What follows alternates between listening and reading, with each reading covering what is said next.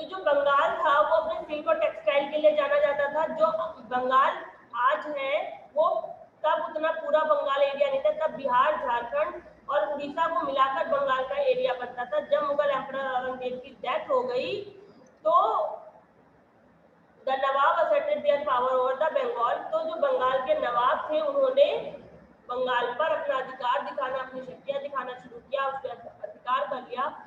और ब्रिटिश चाहते थे कि उनकी एक नाउ डील डायरेक्टली विद, और वो नवाब के साथ डायरेक्ट डील करना चाहते थे जिससे वो ट्रेड रिलेटेड ग्रांट और परमिशन ले सके। नवाब उस वक्त जो नवाब थे बंगाल के, बिहार, झारखंड और उड़ीसा में, मुर्शिद कुली खान, अलवर्दी खान और सिराजुद्दौला थे, जिसमें सबसे कम उम्र के सिराजुद्दौला थे। Were irked by the English and French fortification. जो इंग्लिश और फ्रेंच के द्वारा जो किलेबंदी हो रही थी उसको अच्छे से जानते थे और वो इस बात को लेकर बहुत संदेह में थे कि और उनकी जो बढ़ती हुई शक्तियां थी उसको लेकर। मोरओवर, इससे अधिक they did not like the fact, उन्हें ये बात नहीं पसंद थी कि company had not only gained concession from Mughal ruler, की कंपनी जो है मुगल रूलर से नॉट गेन्ड, कंसेशन माने होता है छूट होना, ठीक है।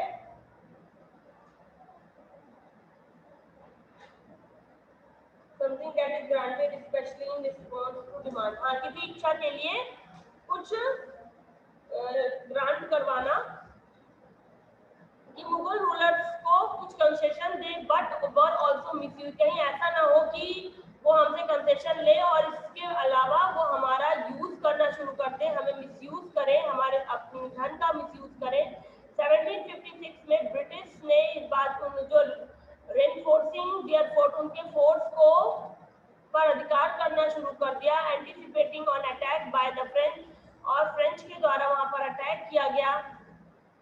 This was the last straw for the newly crowned 20-year-old, और सिर्फ आखिरी में कौन बचा था? नवाब सिराजुद्दौला बच्चे थे, जिन्होंने मतलब जिनके ऊपर ये मुसीबत आई, जिन्होंने इसको फेस किया। He attacked and seized the British factory, उन्होंने क्या किया? सिराजुद्दौला ने जो कासिम बाजार में इनकी फैक्ट्री थी ब्रिटिश की, उसको सीज कर दिया और वहां पे अटैक किया, वहां का सारा कुछ कैप्चर कर लिया, फोर्ट विलियम को भी अपने अधिकार में ले लिया। उस वक्त ब्रिटिश में कमांडर थे रॉबर्ट क्लाइव। इस बात को ध्यान रखना, जब प्लासी का बैटल हुआ था तो आपके रॉबर्ट क्लाइव थे। पहले बक्सर का बैटल हुआ था, इसमें नहीं, प्लासी पहले हुआ, 1757 में प्लासी का बैटल हुआ था। उस वक्त रॉबर्ट क्लाइव थे जो पूरी तरह से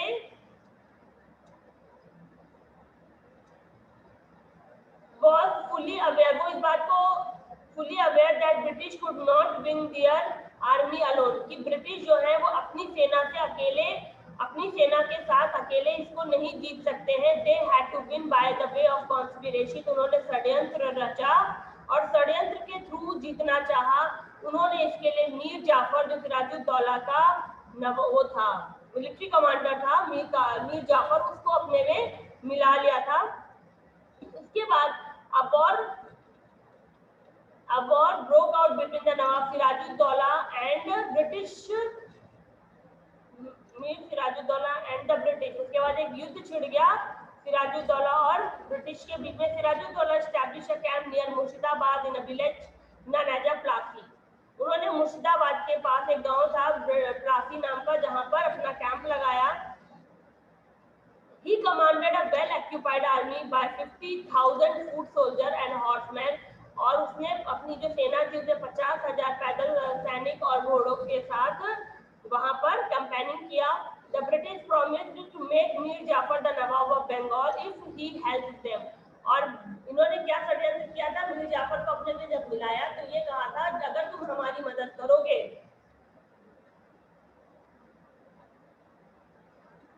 तो हम आपको बंगाल का नवाब बना देंगे।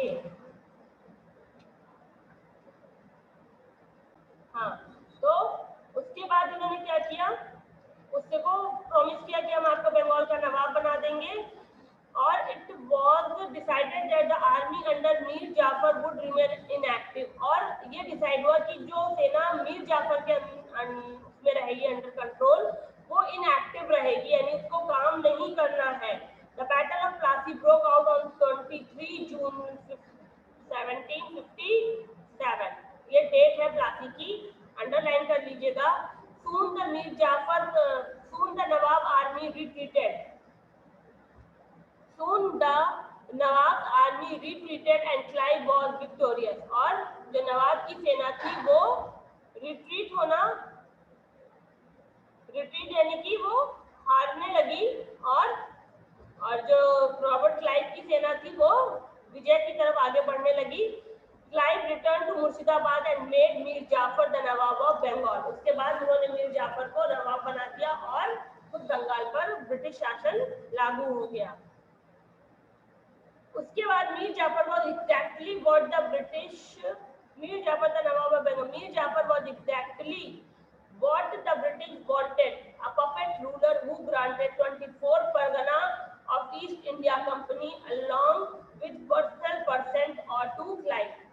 मीर जाफर जो ब्रिटिश चाहते थे वो था, क्या चाहते थे? पपेट चाहते थे, उनके हाथ की कठपुतली चाहते थे, जो उन्हें 24 परगना जो था, 24 परगना होता था, एक गांव, एक डिस्ट्रिक्ट था वेस्ट बंगाल का, आज भी है 24 परगना, वो उन्होंने ईस्ट इंडिया कंपनी को पर्सनल परसेंट के आधार पर, मतलब जो उनका खुद का पर्सनल जो था वो भी, और 24 परगना क्लाइव को दे दिया था। This was the first major success to English East India Company in Bengal, और बंगाल में ईस्ट इंडिया कंपनी की ये पहला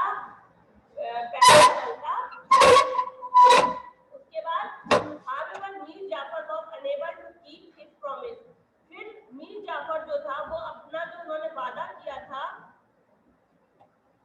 was unable to keep his promise to making regular payment to the company, and when his son died in July 1760, फिर मीर जाफर जो उन्होंने वादा किया था कि वो रेगुलर पेमेंट करेंगे कंपनी को, उसको पूरा नहीं कर पाए, और उसी वक्त उनका बेटा जुलाई 1760 में एक्सपायर हो गया। ही रिटायर्ड, और वो खुद रिटायर हो गए ब्रोकन हार्टेड, और मतलब उनका जो दिल था वो टूट गया। Supported by the British his son in law Mir Qasim succeeded him to the throne, और ब्रिटिश के सपोर्ट से उनके दामाद मीर कासिम को थ्रोन पर बैठाया गया, यानी सिंहासन पर बैठाया गया, वो उस वक्त का नवाब बन गया। ठीक है, ये था बैटल ऑफ प्लासी, जिसमें सिराजुद्दौला को इन्होंने हराया था 1757 में मीर जाफर को अपनी सेना में मिलाकर। ठीक, फिर आता है battle of Buxar.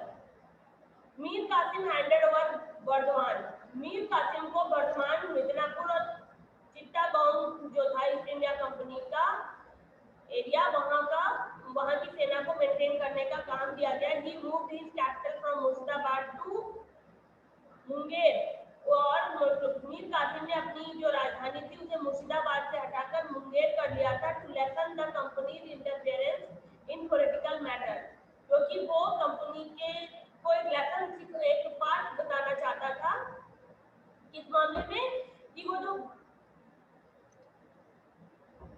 Political matter में इंटरफेयर करती, इससे बचने के लिए उसने अपने उसको मुंगेर शिफ्ट कर लिया था।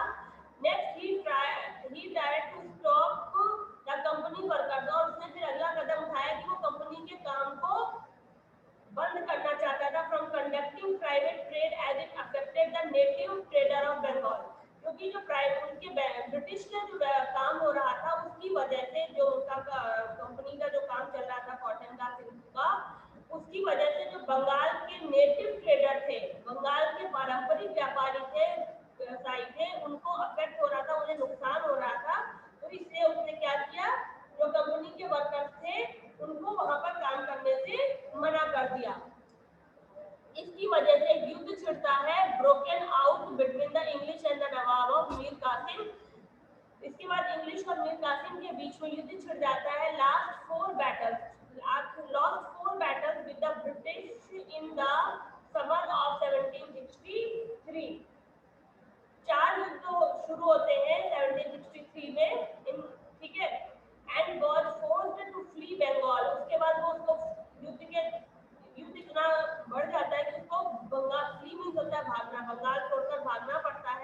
he joined forces with the Mughal Emperor Shah Alam. इसके बाद वो मीर कासिम क्या करता है, शाह आलम की सेना को ज्वाइन करता है.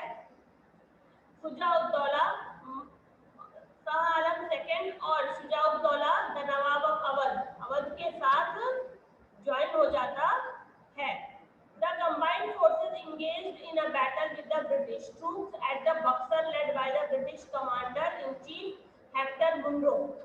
और ये तीनों सेनाएं मिलकर ब्रिटिश सेना के ऊपर कमांडर थे हेक्टर मुनरो, उनका सामना करते हैं. कहां पर, बिहार के बक्सर जिले में गंगा नदी के किनारे ये युद्ध हुआ था और ये अक्टूबर में हुआ था.